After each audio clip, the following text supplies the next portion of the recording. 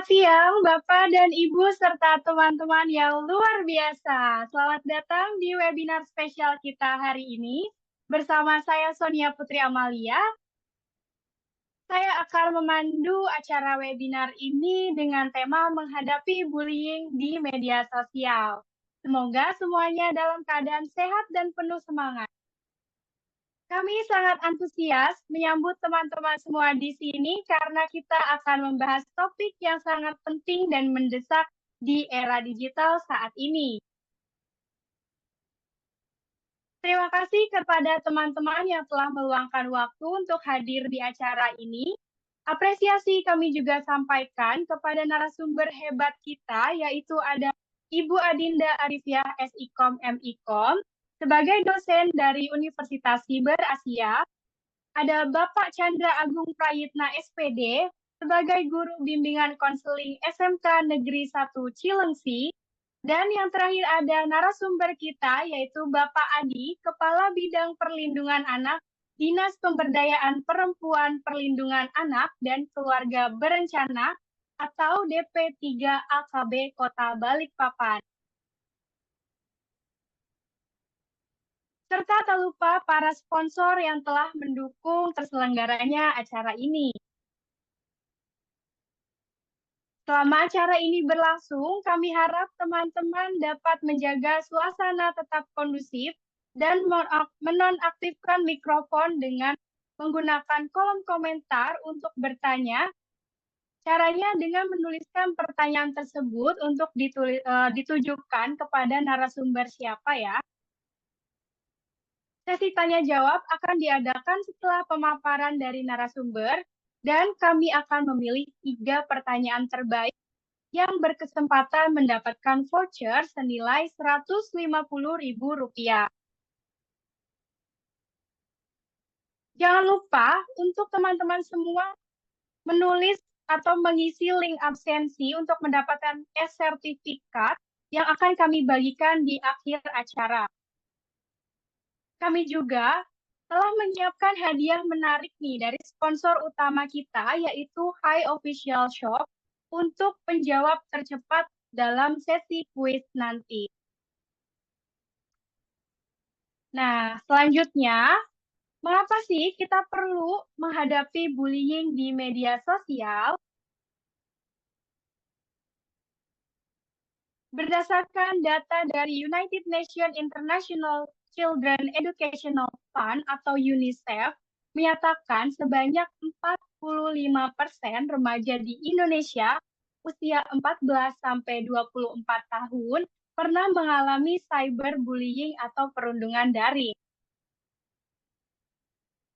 Rinciannya, 45% ini mengalami pelecehan melalui aplikasi chatting, 41%-nya itu menyebarkan video atau foto tanpa izin, dan sisanya berupa cyberbullying dalam bentuk lain.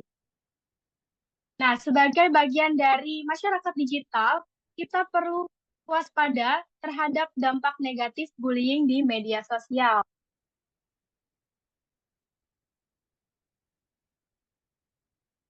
Nah, cyberbullying ini tidak hanya dapat merusak mental atau emosional individu, tetapi juga bisa mempengaruhi kualitas hidup kita secara keseluruhan.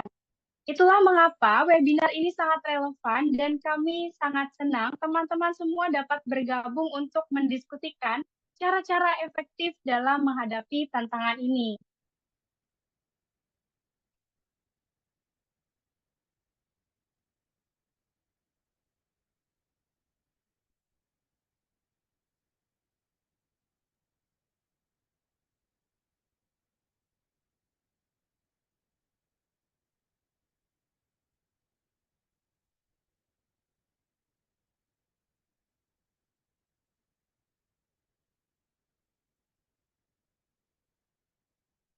Baiklah, kita langsung aja mulai acara ini dengan memperkenalkan narasumber-narasumber yang sangat inspiratif.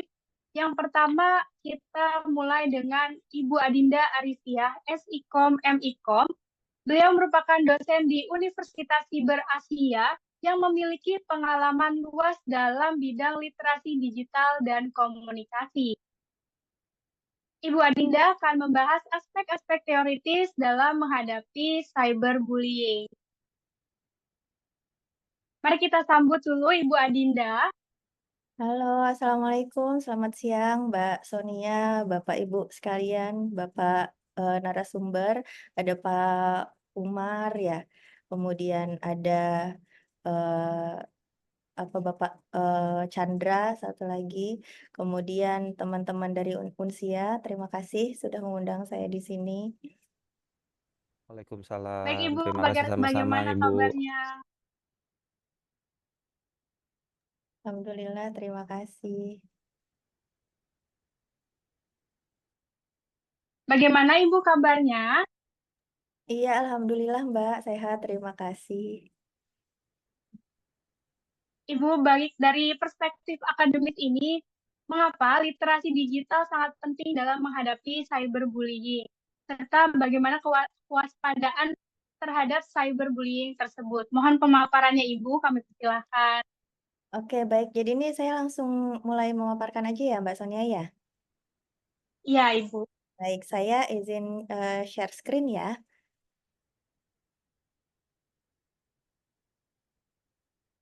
Ini saya boleh di enable untuk share screen, Mbak.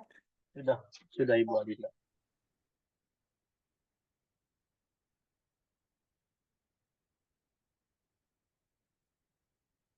Ya, apakah sudah terlihat?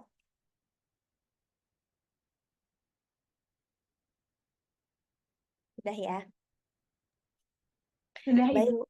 ya. Selamat siang semuanya. Yang saya hormati kepada Bapak Chandra dan Pak Umar selaku narasumber di webinar ini. Punten, ini ada yang coret-coret di layar. Selamat siang juga kepada teman-teman Unsia dan peserta webinar pada siang hari ini. Terima kasih saya diberi kesempatan yang pertama untuk memaparkan eh, apa ya, sharing lah gitu ya, sharing terkait meningkatkan awareness katanya, meningkatkan awareness masyarakat khususnya peserta di webinar ini terhadap cyberbullying gitu. Karena mungkin teman-teman meminta saya untuk menjadi narasumber karena mungkin saya dosen di kelas literasi media digital kali ya gitu. Jadi eh, apa sih yang perlu diketahui gitu ya mengenai cyberbullying ini? eh Mungkin nanti dari teman-teman panitia kalau misalnya saya agak kelamaan mohon diingatkan aja ya. Ini pada siang hari ini kita akan membahas sedikit mengenai cyberbullying. Jadi tujuan saya untuk sharing sharing pengetahuan lah di sini ya, sharing apa yang saya ketahui tentang cyberbullying di sini supaya kita semua bisa aware, bisa ngeh lah gitu, apa sih cyberbullying ini gitu. Kemudian apa aja sih yang termasuk cyberbullying ini gitu. Mungkin kadang-kadang kita nggak sadar bahwa kita nih ada di dunia maya yang penuh dengan eh, apa kata-kata tidak baik gitu ya, kekerasan yang kita tidak sadari, yang mungkin menimpa kita atau yang menimpa orang lain gitu ya, yang kita lihat gitu. Misalnya kalau kita lagi scrolling-scrolling TikTok, ada komen-komen nih, biasanya zaman sekarang kalau ada artis habis liburan dari Bali gitu ya, terus wajahnya agak kusam dikit, langsung dibilang, "Kok ke sekarang wajahnya magrib banget ya?" Gitu. Nah, jangan-jangan itu udah termasuk cyberbullying gitu yang secara tidak disadari kita melakukan gitu ya atau kita melihat orang lain melakukan tapi kita diam aja gitu. Nah, jadi di sini ada beberapa diskusi yang bisa kita bahas. Itu oke untuk mengawali pemaparan saya pada siang hari ini, kita simak dulu 1 menit, video 1 menit kurang deh, 40 detikan itu mengenai eh, pemaparan seseorang yang mengalami cyberbullying. Kita simak.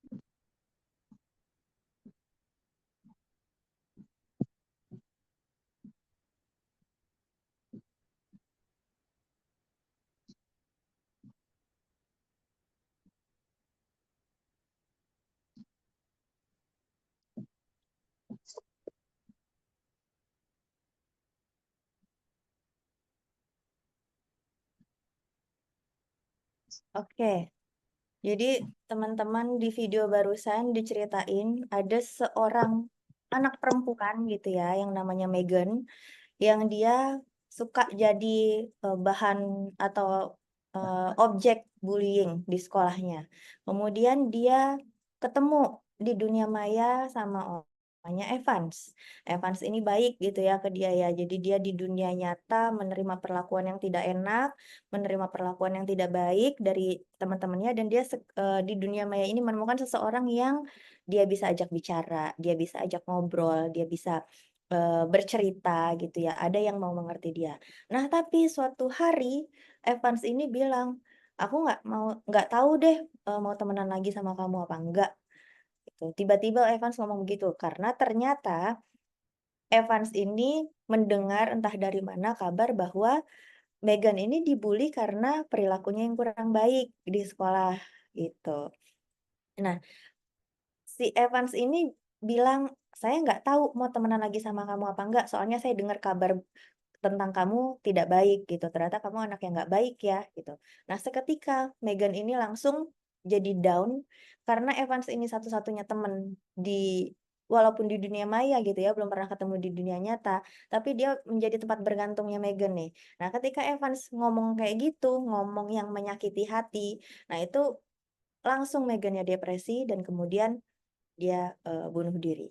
Nah, itu adalah salah satu, eee, cyberbullying dan efeknya yang, bisa dikatakan parah gitu ya, efek, yang paling inilah, paling, eee, tidak bagusnya gitu, puncak dari tidak bagusnya orang jadi saking depresinya, dia merasa dia tidak diterima oleh siapapun sehingga dia, menghilangkan nyawanya sendiri, kayak gitu. Nah, jadi ternyata ketika kita, eee, melihat gitu ya, ada orang yang bicara tidak baik tentang orang lain, atau kita mengkonfrontasi orang di dunia maya dengan kata-kata yang menyakiti hati, oh ternyata itu termasuk cyberbullying, gitu ya. Kalau menurut UNICEF di sini definisi cyberbullying, ini adalah bullying itu perundungan ya bahasa Indonesianya, perundungan dengan, menggunakan teknologi digital tentunya. Biasa dilakukan di media sosial, bisa di platform chatting seperti WhatsApp, Telegram, dan sebagainya, atau bahkan di platform game dan melalui panggilan telepon. Itu semua merupakan kategori dari cyberbullying. Nah, tadi seperti yang sudah di-mention ya sama Mbak Sonia di awal, data dari UNICEF di tahun 2022, ada 45% anak dan remaja di rentang usia 14 sampai 24 tahun ini pernah mengalami cyberbullying. Ini yang terdeteksi. Kita nggak tahu apakah ini adalah puncak gunung es gitu ya atau, eee, bagaimana gitu karena ini kan pasti surveinya, tidak ke seluruh individu remaja di dunia gitu kan, tetapi kan pasti mengambil sampel dan sebagainya, kemudian, ditambah dengan data-data yang, mungkin dilaporkan ke lembaga-lembaga tertentu gitu ya di setiap negara dan sebagainya, gitu. Nah kemudian di tahun 2023 BNPB di Indonesia juga pernah melakukan riset gitu ya terhadap, remaja-remaja di Indonesia dan hasilnya adalah setidaknya 40% remaja di Indonesia merasa pernah mengalami cyberbullying gitu ya. Jadi ribuan anak gitu ya pernah mengalami, perundungan, pernah mengalami sakit hati gara-gara orang di dunia maya gitu. Padahal, eee, mungkin di dunia nyata dia harusnya baik-baik aja, fine-fine aja hidupnya gitu. Tapi karena memang ya, perkembangan teknologi informasi komunikasi gitu ya, media digital semakin berkembang, media sosial semakin berkembang. Dulu, eee, nggak ada TikTok, sekarang ada TikTok dan sebagainya. Orang-orang juga secara statistik semakin tahun kehidupan orang gitu ya, itu udah beralih mungkin lambat laun akan semakin banyak hidupnya di dunia maya gitu daripada di dunia nyata. Jadi, perlakuan-perlakuan yang kita terima atau yang orang-orang terima atau remaja-remaja ini terima di dunia maya itu sangat berimpak terhadap dunia nyatanya dia gitu ya, perasaan nyatanya dia, gitu. Nah, di sini dari statistik yang besar itu ya, 45%, 40% di Indonesia. Nah, apakah kita jangan-jangan nih pernah menjadi korban cyberbullying? Atau bahkan kita nih secara tidak sadar jadi pelaku gitu ya, karena mungkin kita nggak sadar gitu, apa aja sih yang termasuk cyberbullying, gitu. Kalau bully di dunia nyata mungkin yang kebayang sama kita bullying, perundungan secara verbal dan secara fisik, gitu ya. Itu yang mungkin kita terbayang kalau, kita berhadapan langsung tatap muka gitu ya secara fisik. Tapi kalau di dunia maya mungkin agak bias nih, gitu ya, apa apa aja sih yang termasuk ke cyberbullying ini, gitu. Orang-orang tuh saya rasa sih banyak yang belum ngeh 100%, "Oh ternyata ini termasuk cyberbullying, ternyata ini bisa, membawa atau mengakibatkan efek negatif, terhadap orang lain dan sebagainya." Coba kita telaah, apa aja sih sebenarnya jenis-jenis atau macam-macam cyberbullying. Nah, jenis cyberbullying yang mungkin tidak disadari, mungkin kalau setelah baca ini, "Oh iya ya," gitu, "Oh iya benar, ini termasuk cyberbullying." Tapi ternyata ini ada kategori-kategorinya cyberbullying, ada istilah-istilahnya gitu ya. Yang pertama ini adalah agresi relasional. Jadi di sini si perundung atau pebuli memanipulasi situasi dan menyebarkan berita hoax, sehingga si korban jadi merasa terkucilkan di, lingkungannya. Gitu. Jadi berita, buruk, kabar burung, isu, gosip gitu ya mengenai seseorang yang disebarkan melalui media, dunia maya gitu ya, media digital, sehingga yang menjadi sasaran itu menjadi terkucilkan, gitu. Itu namanya, agresi relasional. Kemudian perundungan, verbal Dia mah di nggak usah pakai nama asli. dunia maya. Di sini bullying dengan umpatan atau kata-kata kasar di kolom komentar, atau posting gambar editan gitu ya yang tujuannya merendahkan korban. Nah itu, perundungan verbal, siber gitu ya. Kemudian di dunia maya juga tidak menutup kemungkinan adanya yang namanya perundungan seksual, secara cyber gitu ya. Memanggil nama secara seksual atau yang kita sering, tahu istilahnya catcalling gitu ya. Sekarang kan banyaklah kalau teman-teman scrolling TikTok gitu ya, ada tuh, influencer yang cantik misalnya, tetapi komen-komennya mengarah ke, komentar yang mengarah kepada, panggilan seksual dan sebagainya yang vulgar gitu. Kemudian selain itu, yang mempertunjukkan pornografi kepada, orang lain gitu ya, yang memaksa, eee, memaksa untuk melihat atau memperlihatkan sesuatu yang berbau pornografi, itu juga termasuk cyberbullying. Sekarang banyak juga tuh remaja-remaja yang terjebak dalam situasi itu, gitu ya. Misalnya baru kenal sama orang, kemudian jadi deket, kemudian karena dia di dunia nyata merasa nggak punya teman, misalnya cuma ada cowok ini, gitu ya. Kemudian si cowok ini ternyata adalah orang jahat, ternyata adalah predator di dunia maya, gitu ya. Kemudian memaksa untuk melakukan ini itu meskipun di dunia maya, nah itu juga namanya, termasuk dalam kategori cyberbullying. Kemudian ada lagi yang namanya outing dan trickery. Kalau outing ini adalah tindakan menyebarkan foto rahasia, foto aib gitu ya, foto aib teman, itu yang apabila disebarkan akan menimbulkan rasa malu atau depresi. Nah itu, juga termasuk cyberbullying tuh. Kalau orang, misalnya foto jeleknya gitu ya, kita posting di grup, terus, biar orang itu diolok-olok. Orang itu sebenarnya malu gitu ya, malu dan nggak pengen, foto dia itu diketahui orang-orang. Walaupun di grup kelas lah cuma berapa orang gitu ya.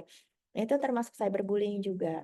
Kemudian yang namanya trickery ini adalah tindakan tipu daya untuk membujuk orang lain, membagi gitu ya, membujuk orang lain, membagi rahasia sehingga kita punya, kartu asnya dialah gitu ya, yang suatu saat bisa kita, sebarkan atau bisa menjadi, bahan ancaman. Nah, itu namanya trickery.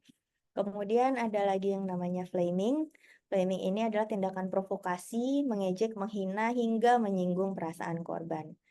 Ya mungkin kita banyak sih orang sekarang yang berdalih, "Ah, cuma bercanda," gitu ya, tapi dia nyinggung perasaan orang lain gitu ya, kata-katanya, eee, menyakiti hati orang lain gitu ya, ejekan yang tidak disukai oleh si, objek yang diejek. Nah, itu namanya flaming, itu juga cyberbullying. Dan, eee, orang banyak gitu ya remaja-remaja zaman sekarang, baper banget sih gitu, kayak gitu doang juga kan kita bercanda doang gitu. Tapi ternyata itu menyinggung perasaan orang gitu loh. Nah, itu orang tersebut adalah berarti pelaku dan korban cyberbullying gitu tanpa disadari gitu. Kemudian ada lagi impersonation. Ini impersonate gitu ya, pura-pura jadi orang lain, atau menyamar guna melancarkan aksinya untuk mencapai tujuan. Bisa juga nih pakai, misalnya orang yang bikin akun-akun bodong gitu ya, kemudian, second account yang, profilnya, nggak jelas siapa, pakai foto orang lain dan sebagainya. Nah, itu juga termasuk cyberbullying gitu ya, cyberbullying ke, orang lain, gitu.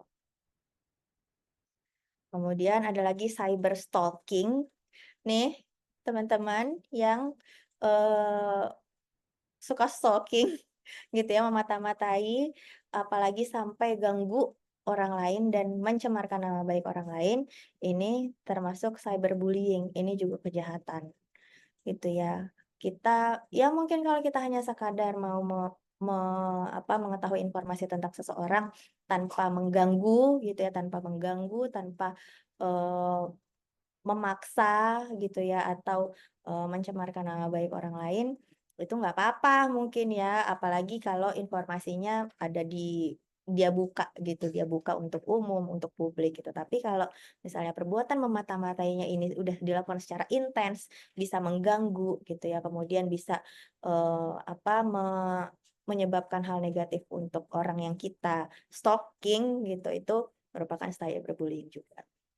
Kemudian ada denigration, ini adalah pencemaran nama baik, mengumbar keburukan orang lain melalui internet. Mungkin bukan hoax gitu ya, mungkin ini fakta, tapi ya keburukan orang lain yang disebarkan dengan tujuan untuk merusak reputasi dan nama baik orang yang dituju gitu. Nah, itu juga merupakan, tindakan bullying, di dunia cyber. Kemudian ada lagi yang terakhir namanya prejudice bullying.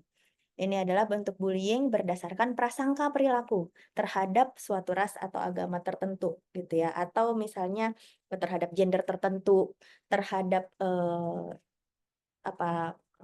pekerjaan tertentu dan sebagainya. Pokoknya ada prasangka gitu ya, prasangka dari pelaku, eee, "Ah, kamu kan agamanya ini, kamu pasti begini begini begini," gitu ya, misalnya di kolom komentar nulis kayak gitu, yang komentarnya tendensi negatif gitu ya. Nah, itu namanya prejudice bullying.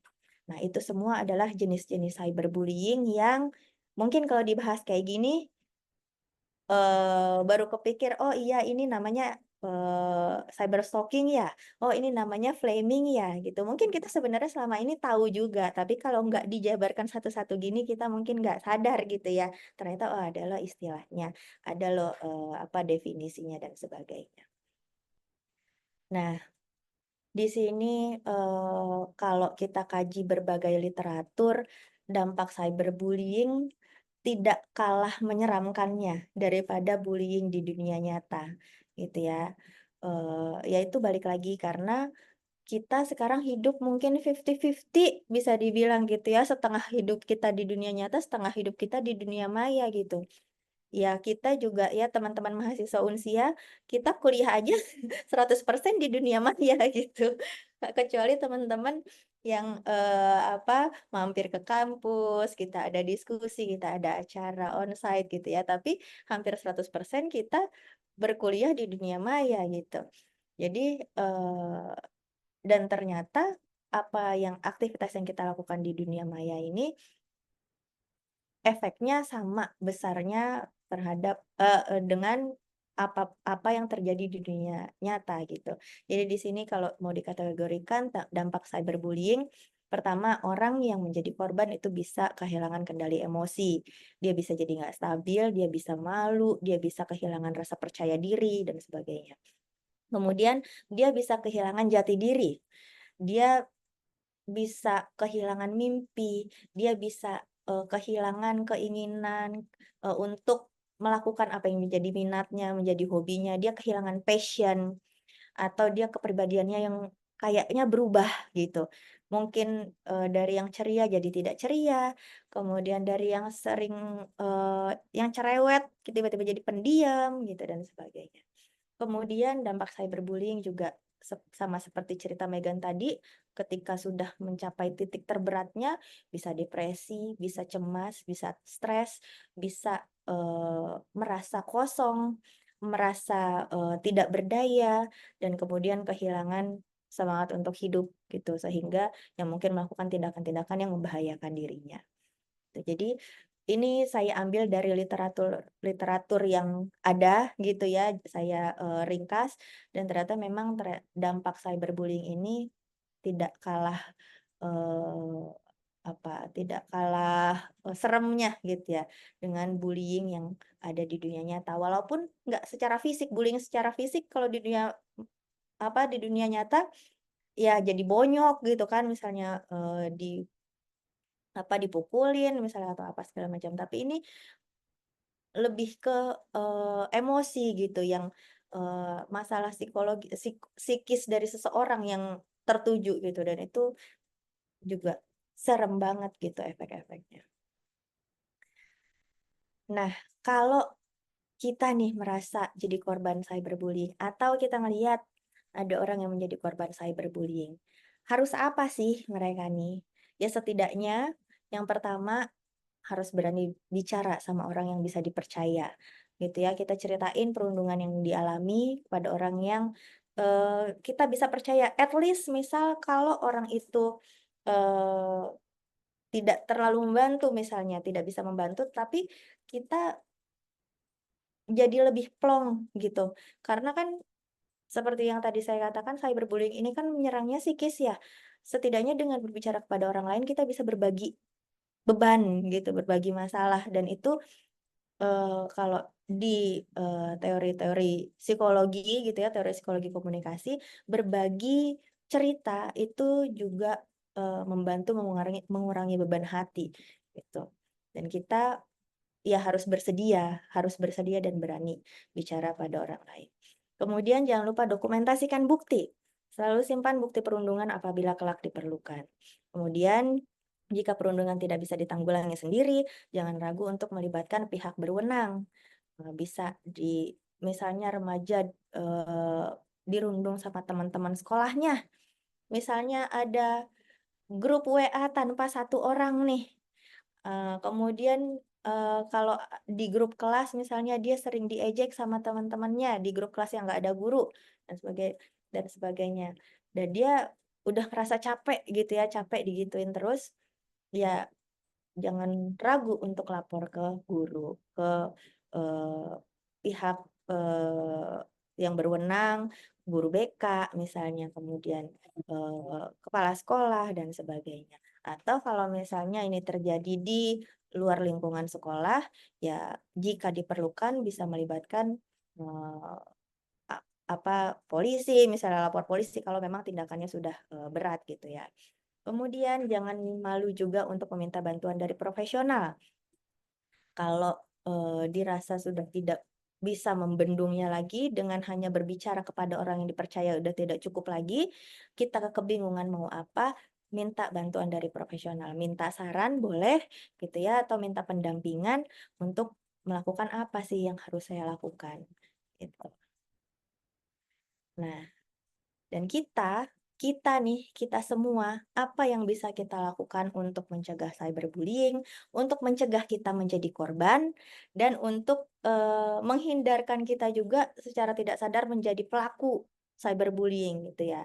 Yang pertama, kalau mau komentar kita harus pertimbangkan matang-matang setiap komentar yang kita tulis gitu ya. Jangan sampai kita berkomentar yang kurang baik, yang kurang santun, kita terbawa emosi misalnya, atau kita bisa menyakiti hati orang lain. Itu kita harus pertimbangkan setiap komentar.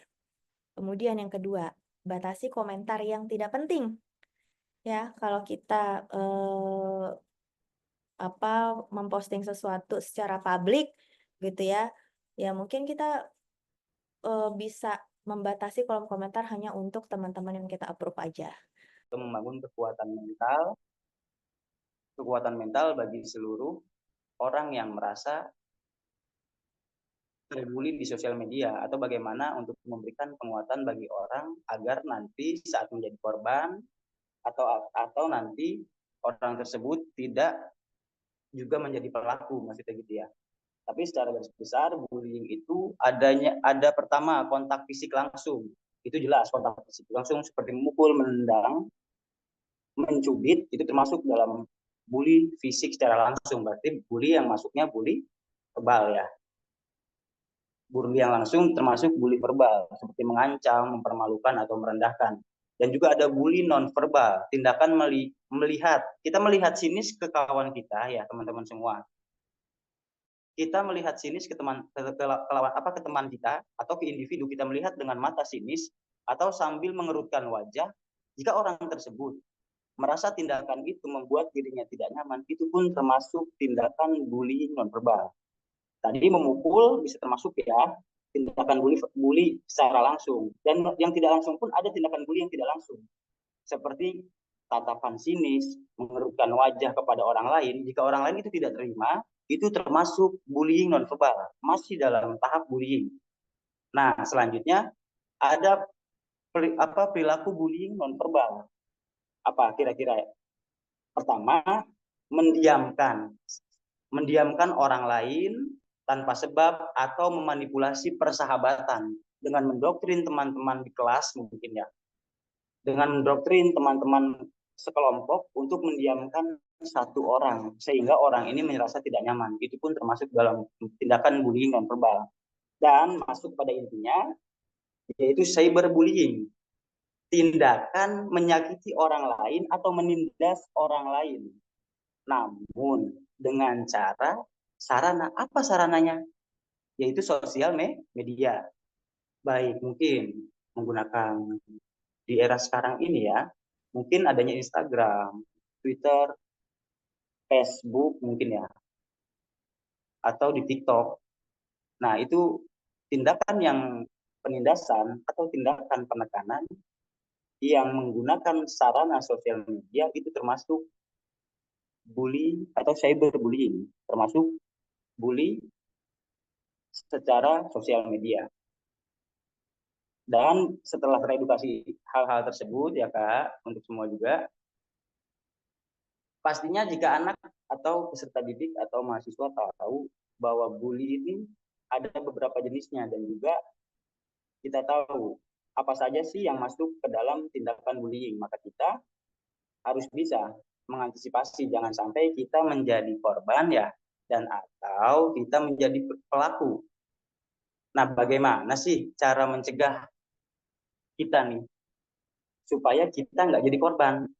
Maka satu hal yang harus teman-teman tahu, pertama kita jangan selalu membawa barang mahal atau brand-brand mahal saat berangkat kuliah atau sekolah. Karena para pelaku bullying seringkali menjadikan barang bawaan kita dijadikan bahan guyonan atau leluconan. Nah, itu mengantisipasinya ya. Dan jangan membiasakan diri untuk sendirian, karena orang yang selalu menyendiri berpotensi juga menjadi korban pembulian. Dan jangan cari gara-gara kepada para pelaku pembulian. Seperti itu. Mungkin itu yang banyak untuk cara saya, selaku konselor ya, cara pribadi saya memberikan edukasi kepada mahasiswa ataupun siswa. Pertama dikasih paham dulu tentang bully itu apa aja sih. Ada yang verbal, ada yang non verbal, ada juga bully melalui sosial media. Setelah mereka teredukasi berarti dia paham kan dari yang tidak tahu menjadi tahu. Setelahnya dia tahu dan dia pun diberikan penguatan, lalu ajarkan juga mereka jika mengalami atau melihat temannya ada yang mengalami perundungan, maka edukasi juga kepada siswa dan mahasiswa ini untuk memiliki empati yang tinggi. Seperti jika melihat ada temannya yang dicemooh atau diolok-olok, maka bagaimana caranya mahasiswa dan siswa ini diberikan penguatan atau diedukasi supaya memiliki empati yang baik. Seperti saat melihat kasus perundungan, dia mau mendekati temannya selaku korban, dia mau menawarkan bantuan, yuk kalau kamu merasa nggak nyaman dengan tindakan dia, ayo apa yang saya bisa lakukan. Atau saya akan selalu ada di samping kamu jika memang kamu merasa diperlakukan kurang menyenangkan oleh sekelompok orang itu. Nah, jika memang kalau sudah teredukasi dan teman-teman di lingkungan, baik kampus ataupun sekolah, merasa saling menghargai, saling empati, saya rasa sangat minim ya perlakuan perundungan itu terjadi. Dan bully di sosial media ya, kita tunjukkan lagi, bully di sosial media ini biasanya dilakukan dengan cara tadi yang seperti Ibu Adinda sampaikan, semuanya sudah cukup jelas ya, seperti menyebar video tanpa seperizinan, seperti berkomentar yang kurang menyenangkan, atau dengan kata-kata kasar pada kolom komentar, baik di sosial media Instagram ataupun di TikTok dan lain sebagainya. Terus setelahnya sudah tahu semua, baru deh kita harus juga mengetahui undang-undang atau peraturan agar memberikan pemahaman bagi orang yang ingin membuli menjadi urung niatnya. Karena sesuai dengan Undang-Undang Nomor 35 Tahun 2014, ada tuh di sana perundang-undangan yang dapat jika orang melakukan perundungan dapat dipidana dengan pidana penjara paling lama 3 tahun menurut Undang-Undang Nomor 35 Tahun 2014. Jika orang melakukan pembulian atau perundungan bisa dipenjara 3 tahun 6 bulan. Dan yang dalam hal ini cyberbullying, bully di sosial media perlu teman-teman tahu semua sesuai dengan Undang-Undang Nomor 11 Tahun 2008, siapapun orang atau individu yang melakukan perundungan secara cyber ini bisa dipidana penjara paling lama 6 tahun dan atau dendanya maksimal 6 miliar.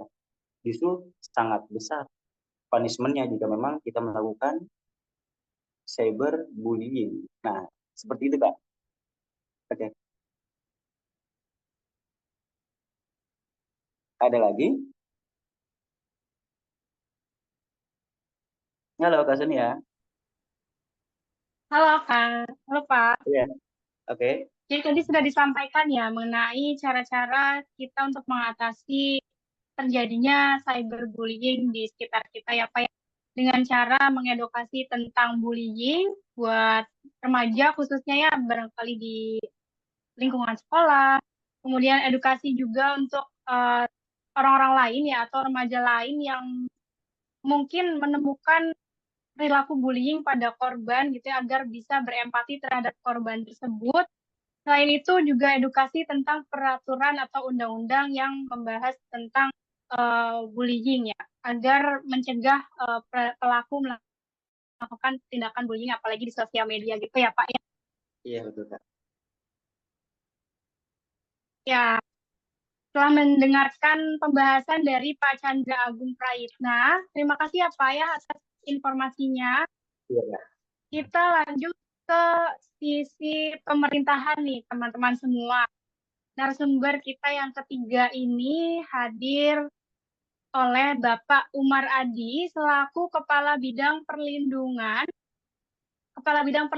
Anak, Pemberdayaan Perempuan, Perlindungan Anak dan Keluarga Berencana Dinas Dinas Pemberdayaan Perempuan, Perlindungan Anak dan Keluarga Berencana atau DP3 AKB Kota Balikpapan. Siap. Bapak Umar Adi, selamat siang. Yang Ya, bagaimana Pak kabarnya? baik, alhamdulillah. Ya, dalam mengatasi kasus bullying di Indonesia, khususnya yang terjadi di kalangan remaja, bagaimana peran pemerintah dalam menyediakan dukungan bagi korban bullying online, serta bagaimana kebijakan dan hukum yang melindungi individu dari bullying di media sosial. Mohon pemaparannya, Pak. Kami Ya, persilahkan. ya, saya coba share screen ya.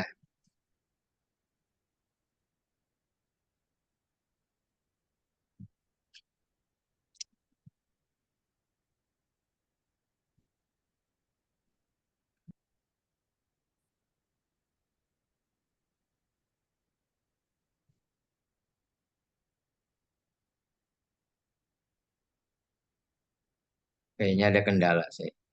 Eh, dari tim bisa bantu untuk share screen.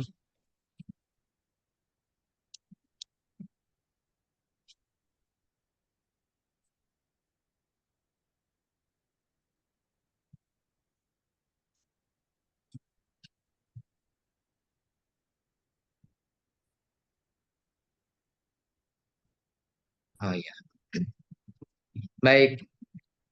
Bapak Ibu yang kami hormati, para narasumber, mohon izin, siokianya idealnya ya buka dis lah. Tapi hari ini kami coba diskusikan dan ini beberapa hal yang telah kami lakukan dari Dinas DP3 AKB Kota Balikpapan dalam rangka menghadapi permasalahan bullying gitu. Terutama di area kerja kami di wilayah Kota Balikpapan. Iya, semuanya juga memang tidak mudah seperti hal yang disampaikan oleh Bu Adinda maupun Pak Chandra. Iya, izin lanjut. Nah, ketika kami mau mencoba menerjemahkan bagaimana sih bullying itu versi kami gitu. Semuanya banyak banget sebetulnya tentang persepsi bullying, baik bullying maupun cyberbullyingnya dan lain sebagainya. Tetapi sekali lagi bahwa kalau berbicara tentang bullying dari versi DP3KB, bahwa bullying itu terjadi ketika seseorang menggunakan kekuasaannya untuk menyakiti atau mengejek orang lain secara terus-menerus. Dan sisi lain cyberbullying sendiri adalah jenis bullying yang terjadi di dunia maya, baik melalui media sosial maupun platform online. Kedua jenis bullying ini memang akan berpengaruh kepada mental maupun fisik korban. Bahkan korban beberapa kali yang kami temui itu secara umum biasanya akan mengalami stres, depresi, kecemasan, bahkan gangguan makan sekalipun yang akhirnya akan membatasi mereka secara sosial masyarakatnya dan kecenderungannya bisa menyebabkan depresi yang berlebihan sampai dengan sakit gitu seperti itu. Oke, lanjut.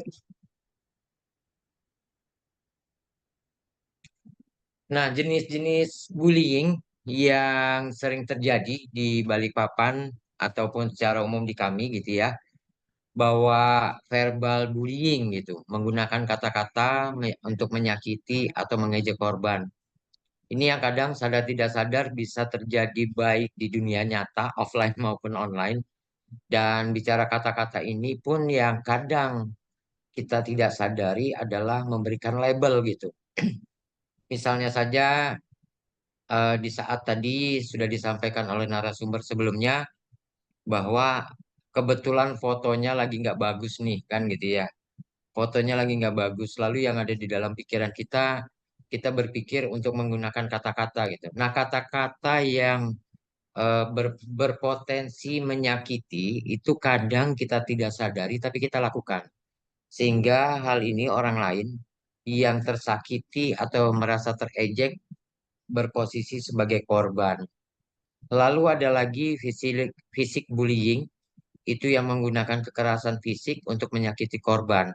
Ini secara umum memang akan terjadi di offline ya, maksudnya secara interaksi khusus gitu.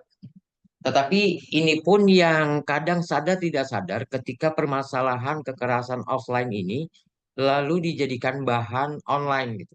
Sehingga baik korban maupun pelaku itu bisa saja yang tadinya fisik bullying secara offline akhirnya terbawa di dunia maya, di dunia online, bahwa mereka juga mendapatkan perlakuan bullying yang kedua kali.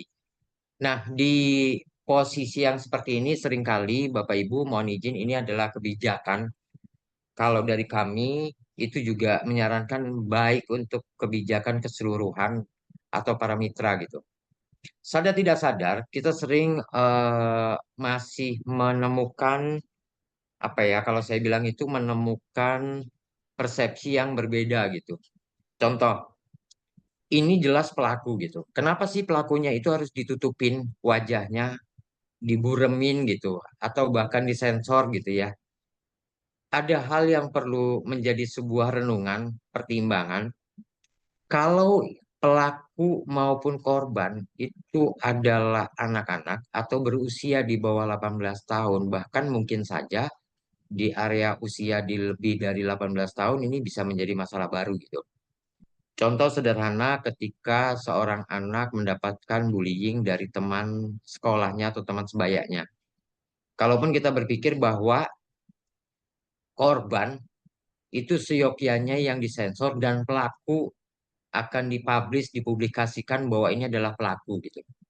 Tetapi dalam kenyataannya yang beberapa kali kami temuin, permasalahan fisik bullying ini justru ketika itu dipublikasikan secara bebas gitu ya, maka psikologis baik korban maupun pelaku gitu ya, justru malah merasakan akibat yang berlebihan gitu.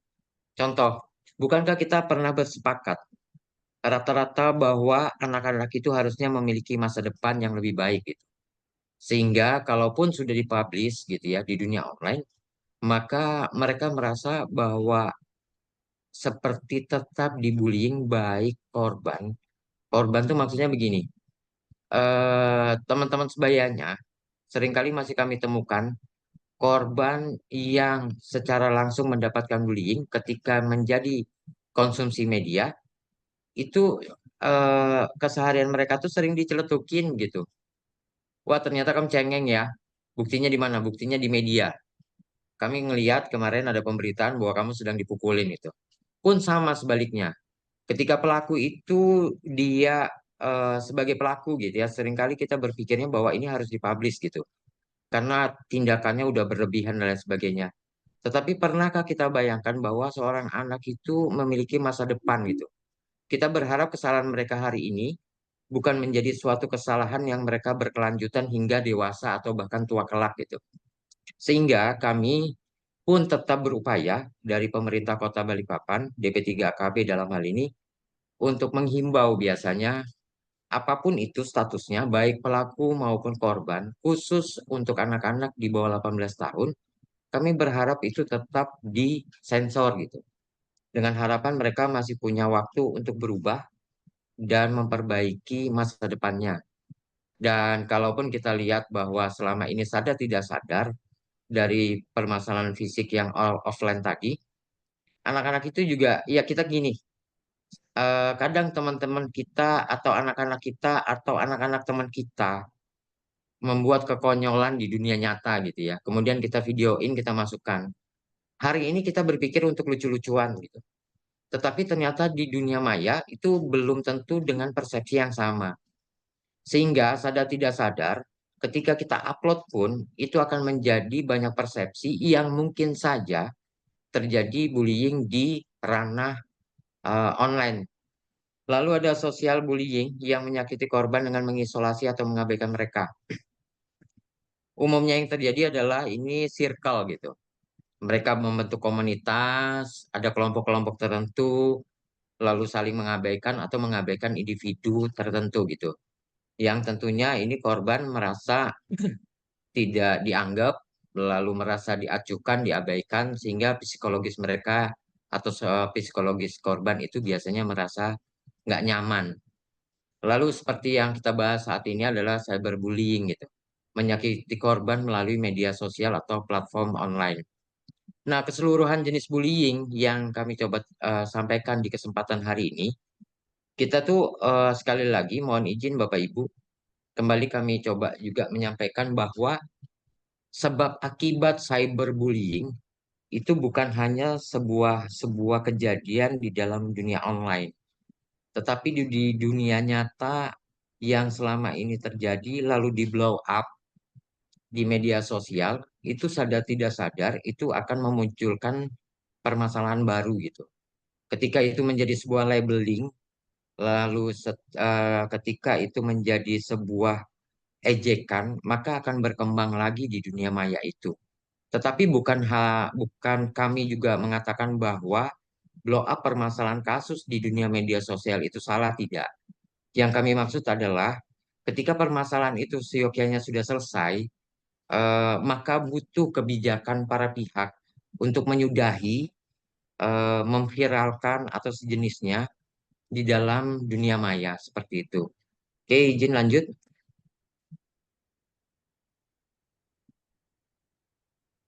Kebetulan beberapa hari yang lalu, tepatnya hari Kamis minggu lalu, bahwa ada pertemuan kami kebetulan menghadiri kunjungan dari Kementerian Pembangunan Manusia, Kebudayaan dan Kebudayaan RI gitu. Ada pertemuan di Balikpapan dan di sana ada sambutan dari PJ Gubernur yang dibacakan oleh Sekretaris Daerah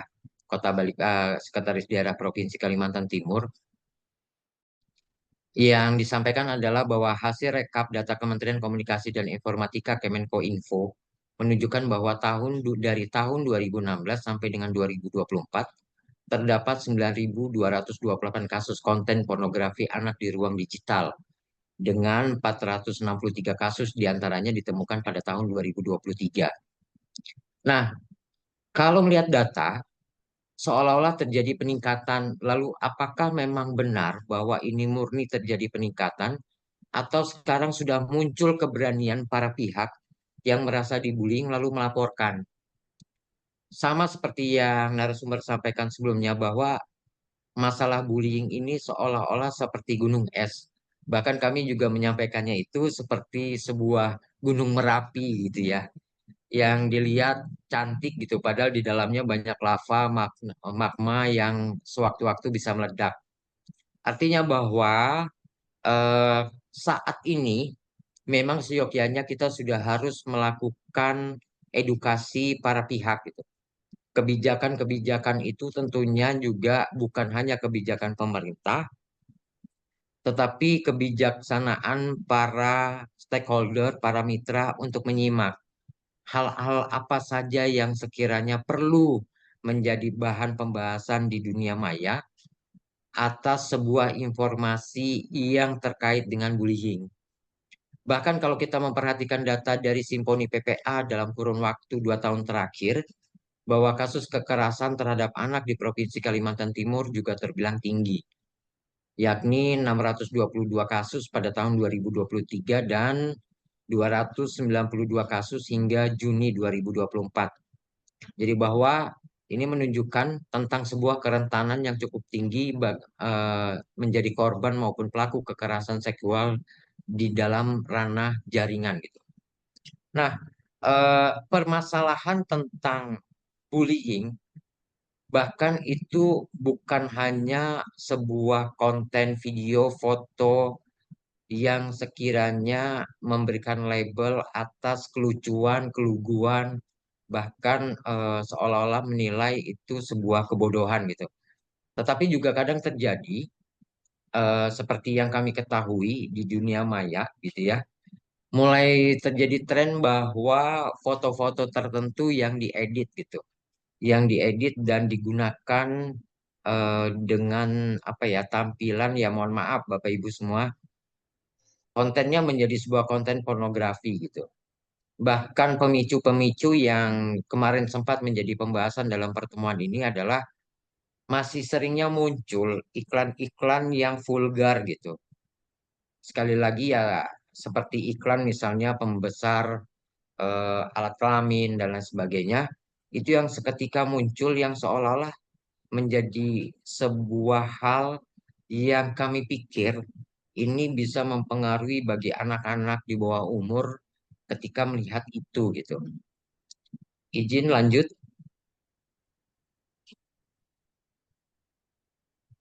Nah, akhirnya DP3KB bersama UPTD PPA Kota Balikpapan itu membahasnya dua upaya yang menurut kami akhirnya menjadi PR besar gitu.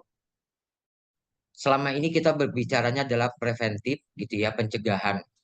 Pencegahan ini batasannya adalah bagaimana sebuah komunitas, sebuah kelompok, sebuah individu itu melakukan pencegahan-pencegahan supaya tidak terjadi.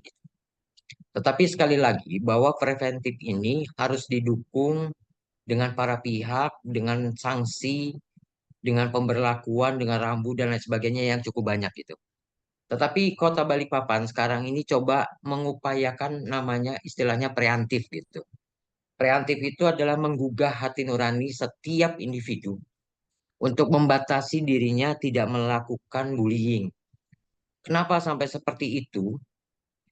Kita lakukan bahwa agar setiap individu untuk mencegah dirinya melakukan dengan sengaja, bahkan harus berpikir ketidaksengajaannya melakukan bullying secara langsung maupun di media online. Karenanya mulai di lingkungan SD, SMP, SMA pun kita lakukan pendekatan-pendekatan baik langsung terhadap siswanya maupun gurunya, guru BK-nya, hingga orang tua bahkan melalui komite-komite sekolah yang ada.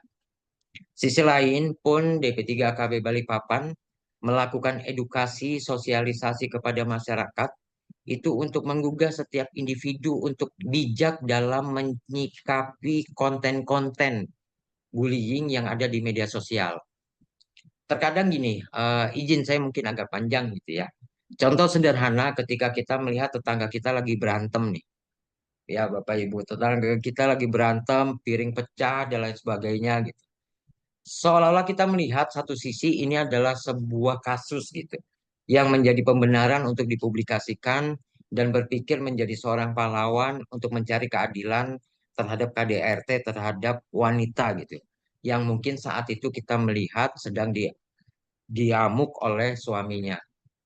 Tetapi sadar tidak sadar, terkadang kasus-kasus KDRT ini bukan seperti yang kita bayangkan bahwa perkelahian itu akan berkelanjutan sampai akan berproses di UPTD PPA, UPPA Polres, bahkan nanti naik kasusnya ke pengadilan. Beberapa kasus yang terjadi itu hari ini mereka berantem, statusnya pemberitaannya masih naik di media, sadar tidak sadar jadi status WA, lalu jadi perbincangan di grup-grup, sementara yang bersangkutan paginya mungkin saja sudah cium tangan waktu mau ke kantor gitu. Nah, akhirnya inilah yang butuh kebijakan, diperlukan kebijakan para pihak untuk menyimak dulu, bukan untuk menggibah, untuk membahas panjang lebar, tetapi melihat situasi kondisi yang ada. Kalau situasinya adalah pola keluarga yang secara umum biasanya di bawah garis kemiskinan, kadang yang terjadi kekerasan dalam rumah tangga itu ketika kami proses pun ujung-ujungnya itu damai hanya karena permasalahan siapa yang akan menghidupi istri, siapa yang menghidupi anak-anak yang masih bersekolah, seperti itu. Jadi izin Bapak Ibu, sekaligus kami juga mensosialisasikan, kami berharap bahwa kejadian nyata, harapan kami lebih bisa disimak terlebih dahulu tanpa harus langsung meresponnya menjadi sebuah konsumsi media online. Seperti itu. Oke, lanjut.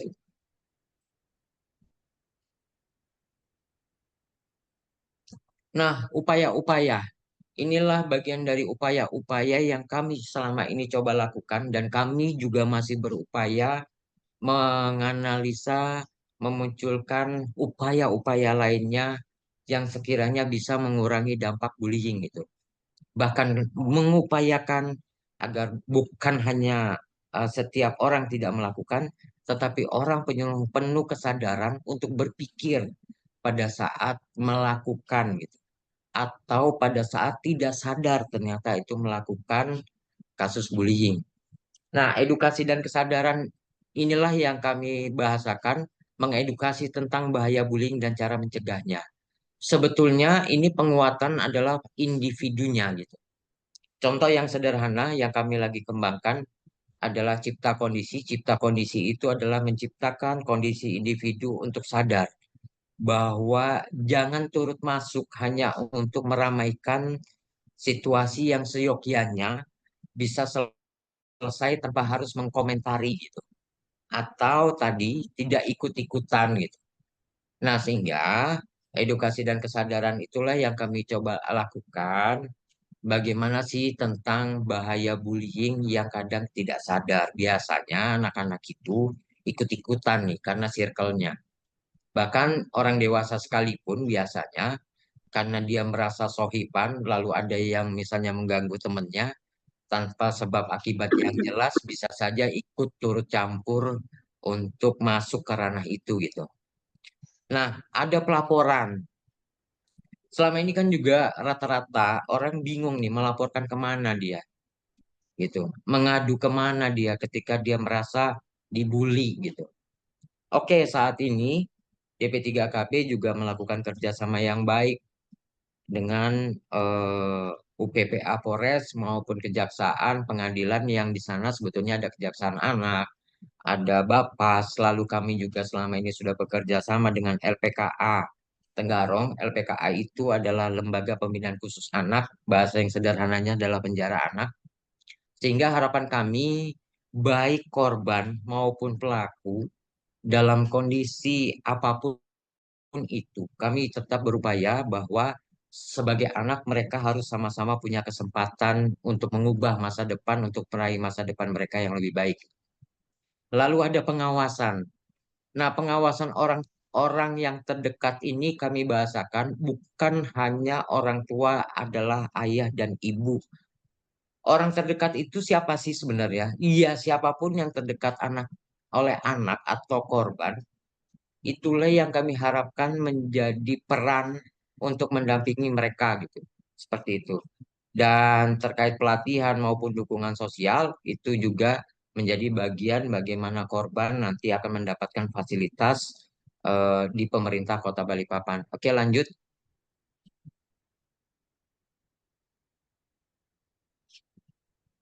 Ini adalah karakter situasinya yang secara umum adalah pelaku. Biasanya kejadian itu ada pelaku, ada korban, ada penonton, dan lain sebagainya.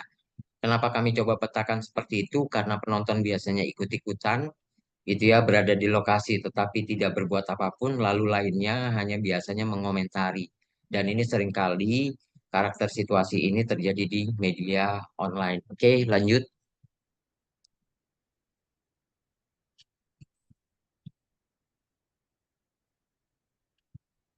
Izin Pak, lanjut. Nah, ini hal-hal yang perlu dilakukan, mungkin nanti bisa sambil berdiskusi kita ulang kembali. Tetapi yang paling utama adalah inovasi di Kota Balikpapan. Ada beberapa hal, kami pun sudah tersedia layanan online. Kami ada kerjasama dengan pemuka agama, kami ada pelayanan BPJS bagi korban-korban tertentu yang membutuhkan perlindungan kesehatan, sudah ditanggung oleh pemerintah. Lalu ada sosialisasi lautan RT itu yang targetnya dalam 3 bulan kami harus mensosialisasikan kepada 2.000 orang. Kami punya aktivis PPATBM di kelurahan yang mengkoordinir satu kelurahan. Bahkan di setiap RT kami punya seksi PPART, seksi perlindungan perempuan dan anak pada setiap pengurus RT. Oke, lanjut.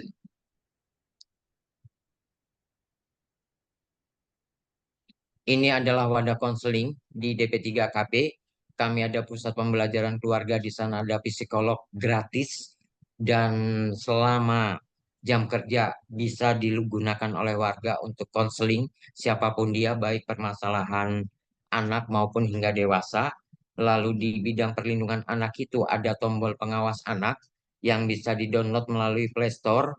Play Store itu nanti mereka tekan, mereka akan kirimkan GPS di mana titik mereka merasa terancam, maka tim kami yang akan datang berupaya secepat mungkin mengantisipasi kondisi itu berkembang. Bahkan sekarang itu juga UPTD PPA sudah memiliki layanan, selama ini sudah memiliki hotline aduan khusus, ada rumah perlindungan ada mobil perlindungan untuk penjangkauan, bahkan kami sudah punya juga di dalam kantor PTD PPA itu beberapa ruangan untuk mengantisipasi permasalahan tentang perlindungan perempuan dan anak, baik itu merasa gangguan secara offline maupun online. Oke, lanjut.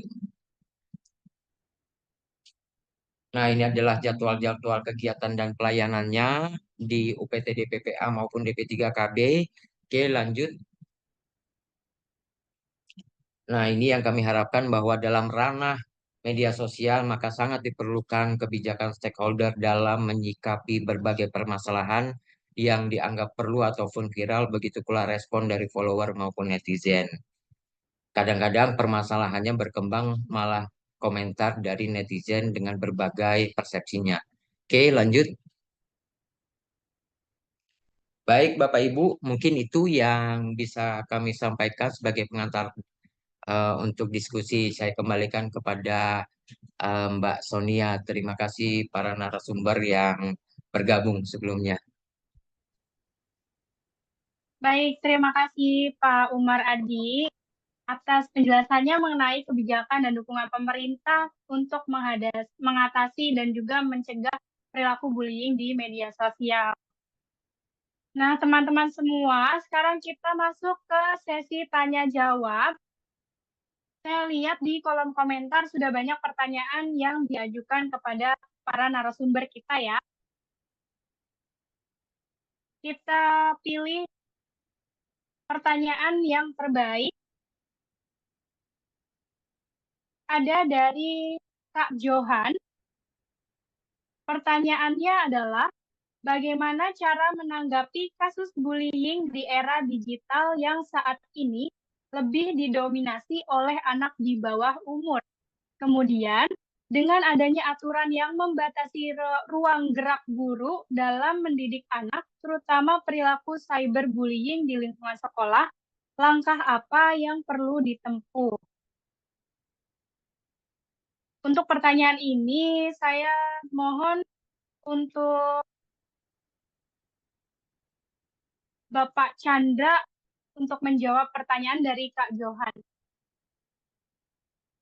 Mohon Bapak Chandra.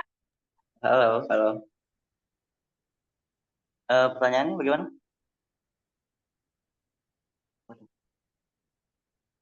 Pertanyaannya tadi sudah terdengar, Pak. Oke, halo. Bagaimana, Kak? Halo? Iya, halo. Oh, boleh. Saya ulangin ya, Kak. Iya. Jadi ini ada pertanyaan dari Kak Johan, Pak Chandra.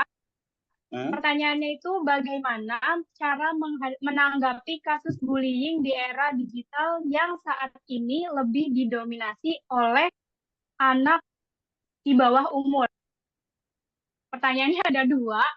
Kemudian dengan adanya aturan yang membatasi ruang gerak guru dalam mendidik anak, terutama perilaku cyberbullying di lingkungan sekolah, langkah apa yang perlu ditempuh? Begitu.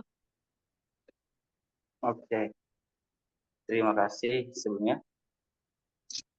Ini saya izin menanggapi ya, terkait tadi banyaknya kasus cyberbullying di sosial media, namun malah yang melakukannya adalah anak-anak di bawah umur, mungkin seperti itu ya.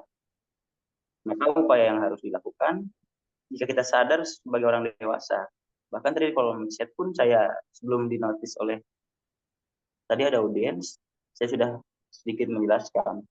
Jika kita orang dewasa, kita sadar melihat ada anak yang melakukan tindakan bullying atau melakukan tindakan cyberbullying, maka kita orang dewasa ini sangat wajib untuk memberikan edukasi kepada dia bahwa tindakan itu tidak dibenarkan atau tindakan itu ya memang adalah suatu perilaku cyberbullying. Misal mungkin ya karena hilangnya pantauan orang tua sehingga anak ini sembarang memposting atau merepost video kawannya atau konten apapun yang termasuk tindakan cyberbullying. Nah, kan jelas dari sana. Ya upaya yang harus kita lakukan supaya anak tidak melakukan tindakan bullying di sosial media, ya mungkin peran orang tua pada momen ini sangat penting. Mulai dari pengawasan orang tua terhadap penggunaan smartphone, atau memberikan memberikan edukasi terkait hal-hal apa saja sih yang nggak boleh dilakukan dalam bersosial media, dan juga edukasi juga bahwasanya dari tindakan kita yang tidak kita pikirkan terlebih dahulu itu sangat berdampak bagi diri kita. Walaupun anak tersebut masih di bawah umur ya. Mungkin kadang kan orang tua berpikir seperti ini, oh masih anak kecil. Padahal tindakan ini sudah melakukan tindakan orang dewasa, melakukan penyebaran konten, konten porno atau apa gitu. Entah dia dapat dari mana atau bagaimana dia dapat konten-konten tersebut.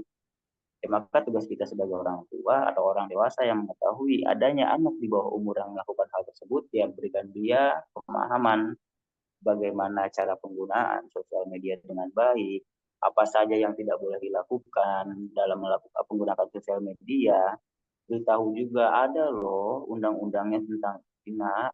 Kalau kamu nggak bisa kalau kamu nggak bisa batasi diri kamu dalam bersosial media, ini bakal berdampak tidak baik diri kamu.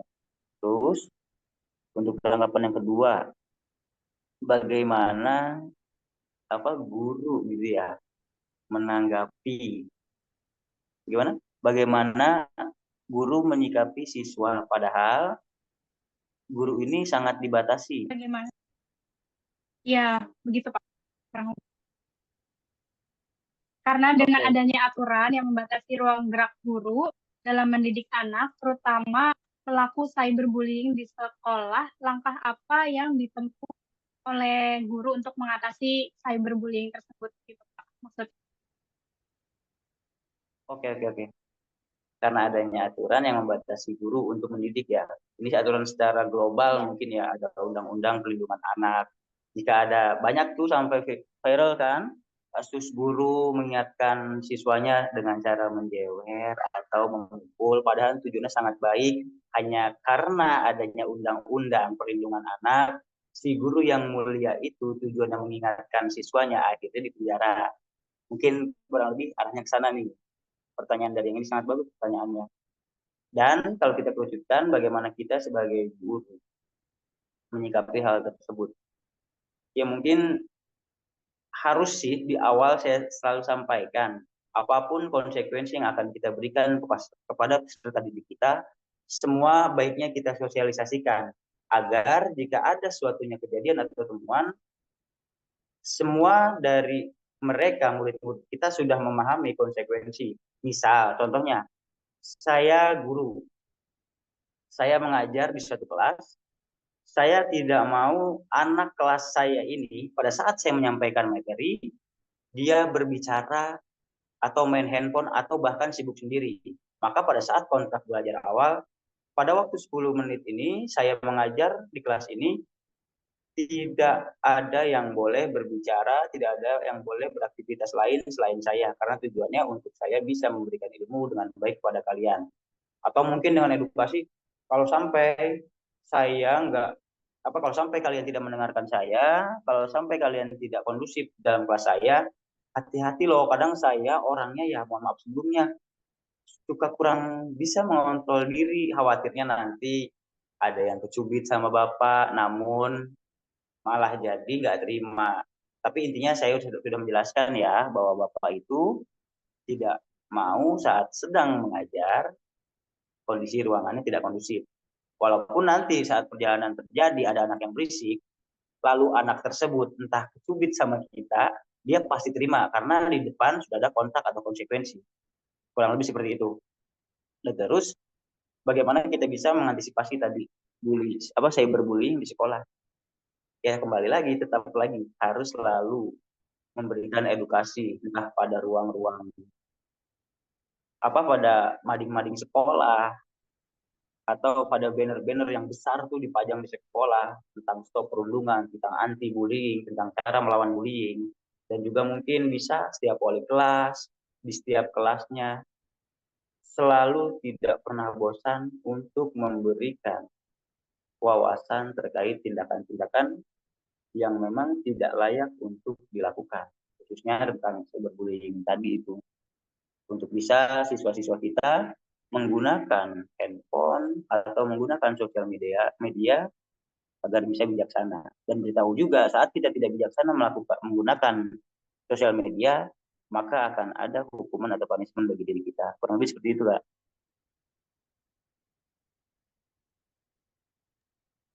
Baik, terima kasih Pak Chandra atas penjelasannya. Untuk Kak Johan, semoga pertanyaannya sudah terjawab dengan jelas ya. Kita langsung masuk aja ke pertanyaan kedua untuk mempersingkat waktu ya. Ada pertanyaan dari Kak Mira. Assalamualaikum Pak atau Ibu. Mohon pencerahannya bagaimana cara kita mengetahui kalau anak atau salah satu keluarga kita sebagai orang yang melakukan bullying kepada orang lain secara verbal. Untuk pertanyaan ini, saya mohon Ibu Adinda untuk menjawab pertanyaan dari Kak Mira. Mohon Ibu Adinda dipersilahkan. Iya, baik. Terima kasih Mbak Sonia dan Kak Mira tadi ya yang bertanya. Jadi gimana sih pertanyaannya itu gimana kita kayak mendeteksi gitu ya, apakah anak atau keluarga kita menjadi pelaku gitu ya Mbak ya, justru menjadi pelaku bullying gitu ya. Oke, kalau sebenarnya sih yang paling apa ya, yang paling bisa dilihat, yang paling bisa terasa itu jika kita memang sering berinteraksi dengan orang tersebut gitu ya, dengan keluarga kita, dengan anak orang tua. Misalnya kita saya nih dengan anak saya setiap hari ngobrol, setiap hari berinteraksi secara intens, itu pasti kemungkinan besar akan terdeteksi gitu ya, bisa. Cuma kalau misalnya kita jarang berkomunikasi, jarang berinteraksi dengan anggota keluarga tersebut gitu, mungkin nggak terlalu bisa kita sepeka itu gitu ya.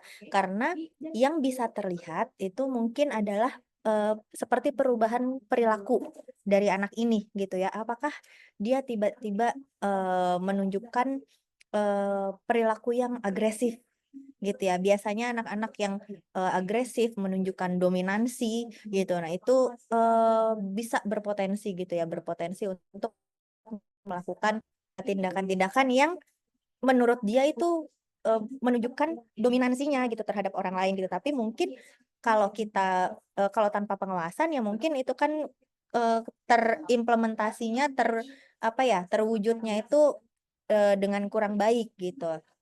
Kemudian kita juga bisa melihat ke anak-anak atau remaja-remaja yang misalnya dari pendapat-pendapatnya, kemudian dari sikapnya, dari perilakunya menunjukkan adanya kurang empati gitu. Jadi kalau anak-anak remaja yang kayak tampak nggak peduli gitu ya dengan perasaan orang lain, atau sering komentar yang negatif, yang merendahkan, pokoknya yang nyinyir gitu.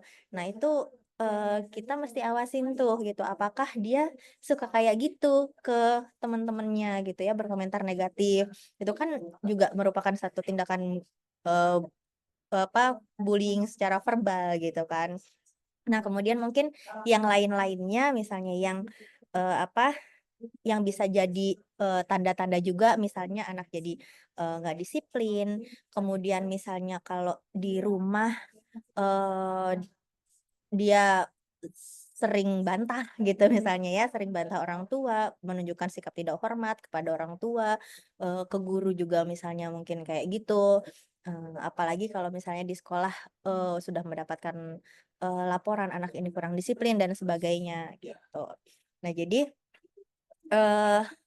itu yang pertama tadi ada sikap dan perilaku yang ditunjukkan gitu ya, entah dia menunjukkan dominansi, agresif, kemudian menunjukkan kurang empati, kemudian misalnya ada masalah kedisiplinan baik di rumah, di sekolah gitu ya. Kemudian perubahan aktivitas di dunia mayanya, misalnya nih kalau ini terkait dengan cyberbullying ya, misalnya kita sebagai orang tua memang kan harus mengawasi dengan bijaksana gitu ya, mengawasi bukannya bukannya melarang gitu ya, tetapi orang tua harus mengawasi dengan bijak penggunaan media sosial, platform online oleh anak-anak dan remaja gitu khususnya, karena memang kan anak-anak dan remaja butuh butuh yang namanya arahan gitu ya, butuh pengawasan, tapi pengawasan yang luas, yang bisa berterima oleh dia gitu. Nah, jadi ketika misalnya kita sebagai anggota keluarga, orang tua, atau kita punya adik gitu ya, kita bisa akses media sosialnya, kita bisa tahu dia komen ke siapa aja misalnya, atau ada yang komen di kolom komentar dia dan dia ngebales komen temennya. Kita bisa lihat tuh gimana ya kalimat-kalimatnya dia membalas komentar orang gitu. Apakah cenderung ke arah yang tadi gitu ya? Apakah dia suka pakai kata-kata kasar, sembarangan gitu ya, pakai kata-kata sembarangan dan sebagainya. Dia dengan menggunakan kata-kata yang bisa ngejek orang, menghina orang, atau ngatain kayak gitu dan sebagainya gitu. Atau bisa juga misalnya eh perilaku seperti suka nyembunyiin pesan gitu ya, atau menghapus pesan. Nah, itu perlu diawasi dengan lebih ketat lagi gitu. Apakah perilaku menghapus atau menyembunyikan riwayat chat gitu itu ada mengarah ke bahwa dia tuh menyadari bahwa dia telah melakukan bullying secara verbal di dunia maya atau bagaimana, seperti itu. Gitu sih Mbak Sonia, dan tadi siapa yang bertanya, Mbak? Siapa, Mbak? Lupa saya. Mbak Mira. Iya, Mbak Mira. Begitu kira-kira. Mudah-mudahan bisa Baik, menjawab. Ibu Adinda, terima kasih. Kamira sudah terjawab ya pertanyaannya dari Ibu Adinda, semoga jelas. Dan kita langsung masuk ke pertanyaan ketiga yang sudah disortir oleh tim kami, ada dari Armen Hens Ramadan dari Balikpapan. Selamat siang Kakak, izin bertanya, apa yang melatar belakangi seseorang untuk melakukan bullying? Lalu bagaimana caranya agar menyadarkan seseorang atau pelaku bullying tersebut agar tidak melakukan bully pada korban? Untuk pertanyaan ini, saya mohon untuk Bapak Umar menjawab pertanyaan dari Kak Armen. Dimohon Pak Umar dipersilahkan untuk menjawab. Iya, terkait pertanyaan apakah yang melatar belakangi. Kalau kami selama ini yang sering terjadi, latar belakang itu banyak banget. Nggak bisa kita melihat satu sisi. Kadang-kadang tuh kalau bicara anak-anak tuh gengsi-gengsian, circle-nya ejek-ejekan, bermain. Nanti kalau ditanya kenapa begitu, jawabannya sederhana. Dia aja tuh Pak yang baper, kan gitu. Padahal kami lo nggak pengen melakukan itu, nggak sejauh itu gitu. Aduannya seperti itu. Kadang sadar tidak sadar itu terjadi candaan gitu. Tetapi candaan di saat anak-anak itu offline candaannya mungkin biasa-biasa saja karena ekspresinya terlihat. Bayangkan ketika pelabelan itu dilakukan di dalam grup WA misalnya. Nah, kami menerjemahkan bahwa media online itu sosial media, itu pun termasuk WA yang sadar tidak sadar itu terjadi di sana. Jadi banyak hal. Yang pertama tuh rata-rata sebenarnya adalah ikut-ikutan gitu. Biasanya secara umum yang melatar belakangi hanya ikut-ikutan. Kalau trennya adalah anak-anak. Yang kedua, biasanya itu memang tipe anak yang latar belakang apa ya kehidupan rumahannya itu kurang perhatian. Nah, yang ketiga memang itu dipicu oleh perilaku korban biasanya. Mungkin korban emang bawaannya, mohon maaf nih, misalnya pemalu gitu. Atau korban memang merasa kesan bawaan fisiknya minder gitu. Itu yang kadang memicu para pelaku untuk mulai bercanda, akhirnya melebelin, akhirnya sadar tidak sadar itu menjadi sebuah tindakan bullying. Kan kalau kami terjemahkan bahwa bullying yang secara offline ya seperti itu ketika dibawa di dalam dunia media sosial, maka dia akan menjadi cyberbullying gitu.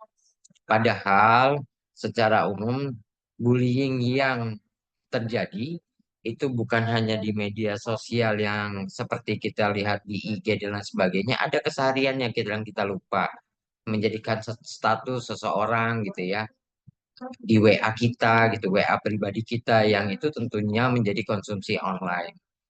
Lalu bagaimana misalnya kita tadi pertanyaan selanjutnya yang melatar belakangi lalu bagaimana tindakan kita gitu ya.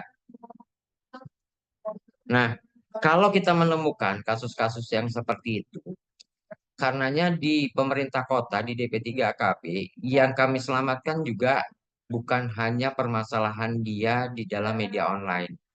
Kita kalaupun media online, kalau sebagai pelaku, yang paling utama ya hapuslah sudah akun-akun mereka atau komentar-komentar pelaku gitu ya di akun media itu.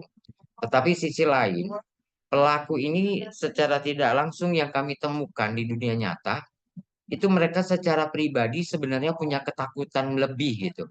Karena mereka akhirnya tidak bisa menduga siapa saja netizen, follower, atau komentator gitu ya. Komentator yang tidak setuju terhadap perilaku pelaku gitu. Terhadap apa yang mereka lakukan. Sehingga tak jarang juga bahwa pelaku ini pun butuh pendampingan gitu. Nah, di DP3KB kami siapkan Puspaga, Pusat Pembelajaran Keluarga, bisa konseling dengan psikolog itu gratis. Ada konselor hukum kami untuk mempelajari langkah-langkah hukum apa yang kira-kira bisa menimpanya. Lalu bagaimana dengan korban? Iya, di dalam dunia maya korban jelas hanya menjadi buli-bulian gitu. Tetapi secara nyata mereka sebetulnya juga butuh pendampingan, baik orang tua itu ketika berada di lingkungan rumahnya, lalu ada para guru untuk di lingkungan sekolahnya, lalu para tokoh itu nanti di lingkungan sosial masyarakatnya, maupun kami selaku pemerintah kota yang akan mendampingi.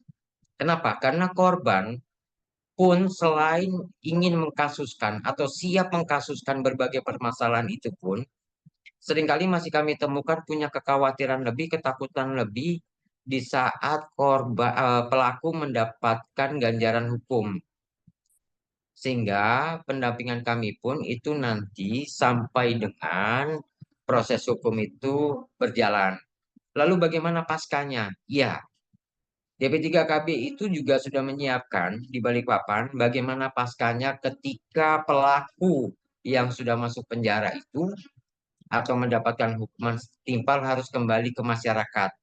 Kenapa kami coba dampingi? Kami berharap ada perubahan sikap, perubahan perilaku, pola pikir, sehingga dia tidak mengulangi lagi.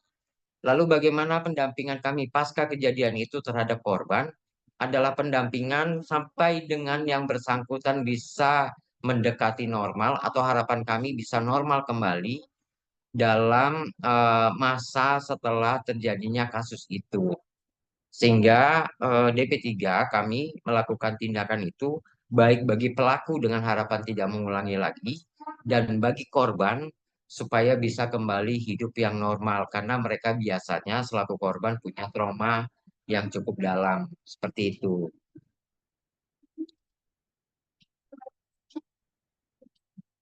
Baik, Kak Umar, terima kasih atas jawabannya mengenai pertanyaan dari Kak Armen.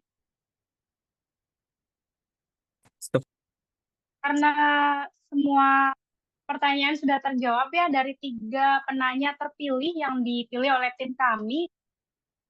Untuk para penanya tersebut, mohon untuk menghubungi panitia lewat grup registrasi yang sudah diberikan ya untuk klaim voucher 150.000-nya. Sekarang kita langsung masuk ke sesi kuis.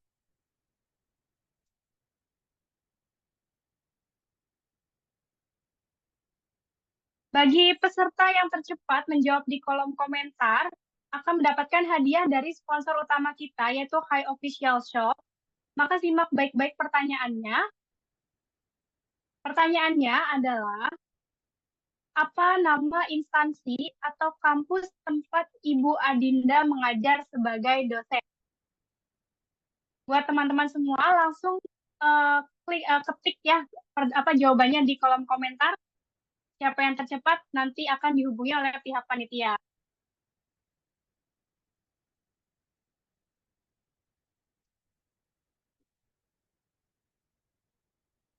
Baik, sebelum kita akhiri, saya ingin mengingatkan kembali kepada peserta untuk segera mengisi link absensi yang kami bagikan untuk mendapatkan sertifikat.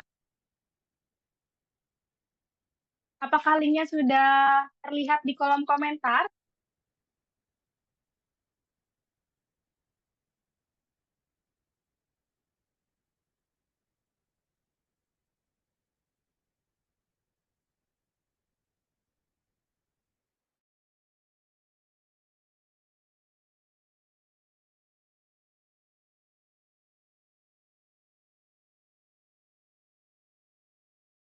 Mengisi link absensi.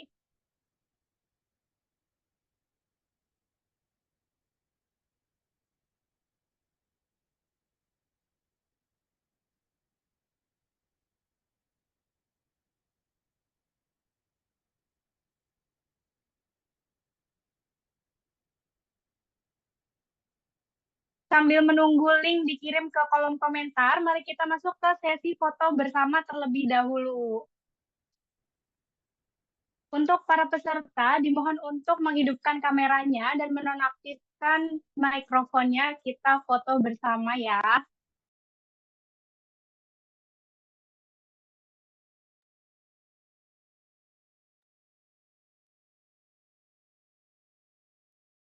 Ready semua?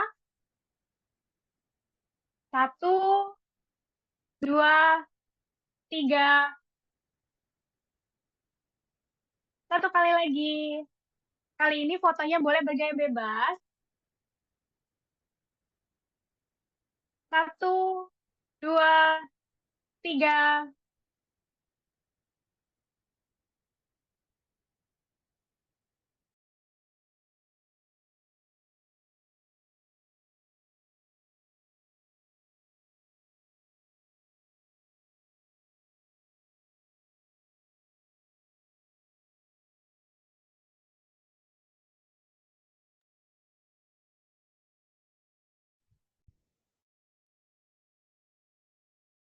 Baik, kita sudah sampai nih di penghujung acara ya. Terima kasih yang sebesar-besarnya kepada Ibu Adinda Arifia, Bapak Chandra Agung Prayitna, dan juga Bapak Umar Adi yang telah memberikan wawasannya dengan kita semua.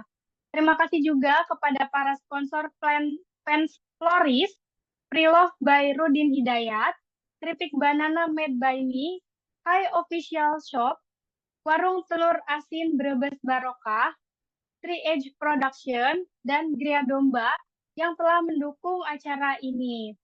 Tak lupa, terima kasih kepada semua peserta yang telah aktif berpartisipasi dalam acara hari ini.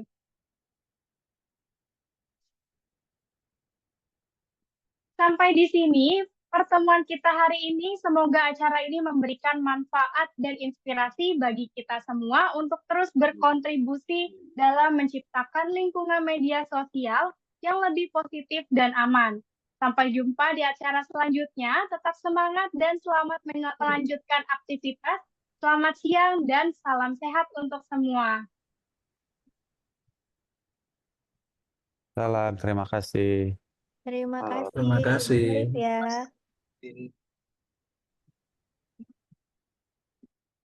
Coba dulu 3 menit ya.